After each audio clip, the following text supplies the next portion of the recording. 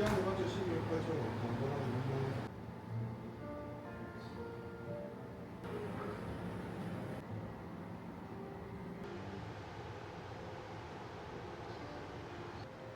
got to start with a cheers. Cheers. She didn't leave me hanging today. It's really good. The good coffee. Guys, I'm having a detox from coffee. I'm on the matches. Definitely not supporting my nervous system right now, so I'm having a little break. And we're back in Busan. Yay, we're in Busan. I'm not gonna lie, JG was great, but the food options were just, I think we spent a little bit too much time there. Yeah, it was very limited in what we could eat. There wasn't a lot of vegan places available, and it just made things very tricky. And plus, some of our accommodation stays were a bit challenging in terms of transport. If you're relying on public transport in Jeju, it's very challenging. It's very slow. The walk, the big walk. We had to walk back to one of our accommodations, and it was so far. Yeah, we learned some good lessons there. Yeah, we did. We definitely did. Shifted some frequencies for sure. Yeah. I think one of the things that's really helped us with alignment in even the last 24 hours is listening to the inner guidance that's coming through. When we're in the place of a lot of burnout the last 2 weeks, when we were doing more challenges and trying to become someone that we weren't, I don't think we were really listening to the inner guidance. I think it was a false ego sense that was trying to run the show, whereas deep down I think the inner guidance was saying, no, this isn't the path. Yeah, that's definitely how it trickles down. It starts from the soul, and it comes into your mind, like, I shouldn't be doing this, and then you ignore the signals, and then you keep going, and then something happens at the physical level, like the burnout's like such a common one, and then you just like, oh no, I did it again. Yeah, which classic us, we do that. After the chat we had yesterday morning, I actually journaled all day, and I just wanted to uncover how I can be better, because I don't want to burn out anymore. It's like these burnouts are so severe for me now. Like, not going a whole week without going to the toilet is just so traumatic. It's like PTSD almost. So yeah, for me, it was just developing discipline in my daily life, like taking action. And I feel like I've been lazy the last few months, which is not who I am. And it's like I've been waiting for my Saturn return to finish. And that looks like journaling and meditating and reading every single day. Even when you don't want to do it, there are things you do because I know that helps me regulate my nervous system, helps me not fall back into burnout, helps me stay aligned to my soul. Yeah, I think the ego as well kind of doesn't want to do those things because it knows that it's going to start dissolving when you do start doing that work. So the ego will be, oh, I'm too busy, oh, I've got to do this instead, or oh, that's boring. I know that with meditation specifically, I am very much this person that meditation is boring, or I don't have time to meditate, and that's just the ego knowing that when you do that activity, that the ego is going to start to dissolve, and the ego wants to live no matter what. The ego always wants to be present, and when you're in a place of drawing from all those 5 physical senses in a place like meditation, then the ego starts to quieten down, but it wants to revolt at the same time. It doesn't want you to do that. You need to have compassion for yourself because you're stepping into something new, and like you said it to me literally yesterday, like, have compassion because I'm just living out old habits that don't serve me anymore. So it's like, okay, like compassion to myself, I'm aware of that now, and it's time for me to step into new discipline and habits and towards like my more aligned self. And that's what we realized when we were at Jeju Island, was that old sort of content style wasn't working for us, and that's why we're now doing these coffee chats, because that's so aligned to us. Before that, yeah, there was a burnout, there was taking on a lot of external noise rather than just actually us sitting down and thinking about what we truly wanted. Because when you are in a place where you're listening to the guidance and things are feeling really good for you, then you start having these cues that come through, or these signals that are on the right path, and you can trust your own guidance that that's the right path for you. Whereas when there's too much noise and you're not really in those daily disciplines of doing the meditation or doing the journaling, then you can listen to any noise and you think that that's what you should be doing, which is exactly what happened to us. We lost our daily disciplines and we started going down a different path. I think it takes like a burnout for you to go, no, I need to go. It's like getting back on the wagon. and then you start doing all these disciplines, and then you just start to feel amazing, and your energy's good, and then you're like, oh my God, I'm vibrating. Yeah. And then when you feel good, it's like, oh, I feel so good, I don't need to do that little daily discipline again, you know? And your yoga slips, your meditation slips, and before you know it, you're back in a burnout, and you're like, how did I get back here? It's so true. When we're feeling good, we stop doing the things that made us feel good. Yeah. And then we start needing to do those things again, and it's a vicious cycle. I've definitely been in a cycle. That is a huge lesson for anyone, for us. If you are feeling good, keep doing what makes you feel good. Yeah. Don't stop, because it's inevitable that you will just fall back in. Yeah. That's how you got to the place of feeling good. 100%. And I like kick myself for falling back into this burnout, because when we went on this trip, coming from Brisbane, I had this huge burnout, and then when we got to start traveling, it went away, and we're in Bali, and I was like, oh, I feel good, it's gone, the burnouts are done. And then I'm back in this burnout. I was just looking in the mirror the other morning, and I was just like, Adam, what are you doing?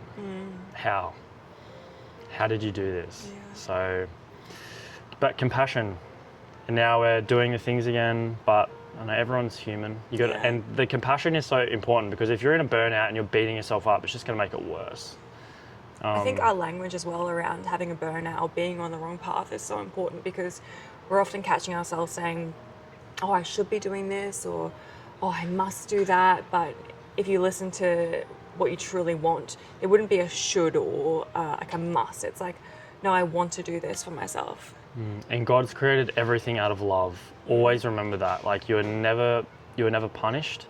If you feel like you're doing the wrong thing, that is your own perception of right and wrong, because there is no right and wrong. It's just what you are doing. And that's why it's like, maybe the wrong is really just, it's not aligned to you. So, because that wrong is someone else's right, but it's their own perception. This ties back in really well with our conversation the other day about finding your purpose. It's true. Because we spoke about doing an audit about what's going on for you in life if you are actually doing actions and behaviours that are aligned to what you want to achieve, or meditate and sit in stillness and see if that feels really good for you.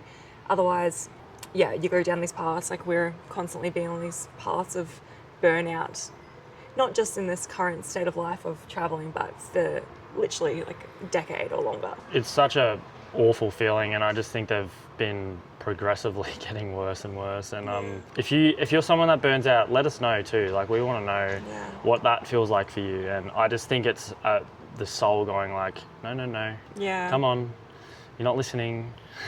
And for us on this trip, that kind of means that we're not doing those huge daily activities like a normal traveller or a tourist, where you're out all day seeing all these things and ticking off a massive list.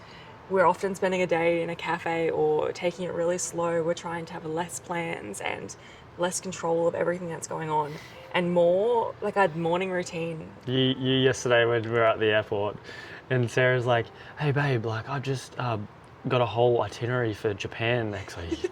And I'm like, babe, we literally spoke about this like 2 hours ago. We're not planning Japan. We're not planning. And you were like, oh, okay, fine. And it was this perfect itinerary of all the things. I was like, no, babe, day by day, day by day. Oh, I'm learning my own speaking. Yeah. My own words. You want to get better at learning to listening to the signs. I think that a really good place to look at why burnout is happening is the motive behind what you're doing.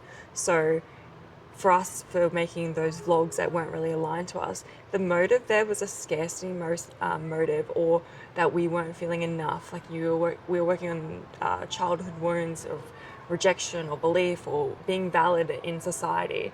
And that was driving us to be very energetic towards this path that wasn't aligned to us. Whereas if you have a motive that's more based out of love, or a motive that's actually serving you not in a wounds perspective, then that motive can energize you in a way that's sustainable. That motive of trying to heal childhood wounds or become validated in society is very unsustainable. It's very like a hit of caffeine, and then you're going to work really hard and then it's going to drop off in the afternoon. It's not sustainable long term. I think really looking at the motives of why you're doing something is so important for the path that you're on. Yeah, and that it really ties in with like using the laws of the universe to your favor, because you know, we're multi-dimensional beings in a physical body. If you want to achieve success, like you can do it by manual labor and force, but you can also do it with thought and just using that law of attraction to just magnetize to you what you actually want. You know, that's what I've been my whole life, is just like slinging a shovel and just getting it done. Yeah. And I'm learning, and I actually wonder if this is part of the Saturn returns, that these burnouts and lessons are so heavy because we're going through this ginormous shift in our life. February 2026, look out. We'll see. That's at the end of our Saturn return, and I'm just counting down the days. So, yeah. I love that you mentioned laws of the universe. You did? Yeah, I love that you mentioned that. Cool. Because we're in the age of Aquarius now, and everything's moving forward into this place of people understanding more about spirituality, and laws of the universe is definitely something that we can lean into more. We don't need to be in this horse and cart society. We're in the information age. The more that we understand the laws of the universe, the more that the universe works in our favor. I think that would be, I guess, our mission statement as a twin flame couple that are in our 20s, and we've realized through numerous sources that we do share this incredible union, which is incredibly rare.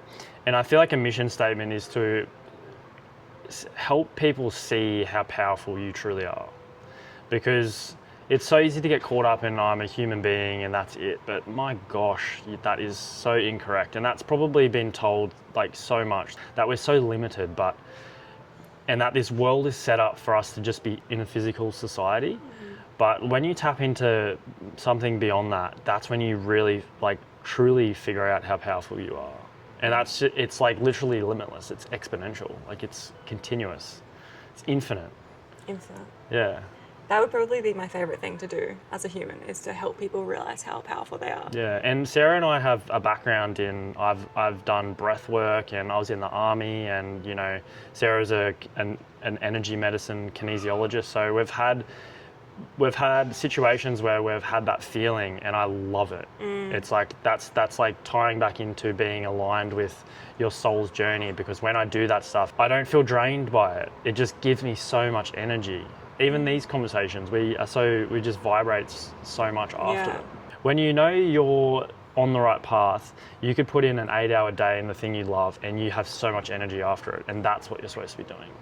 Because the motive is out of pure love for yourself, or love for being able to give to others, and service it's not, to others. it's service to others. Service to others. I think that's a huge part of growing spiritually, it's doing things for other people, like doing something greater than yourself.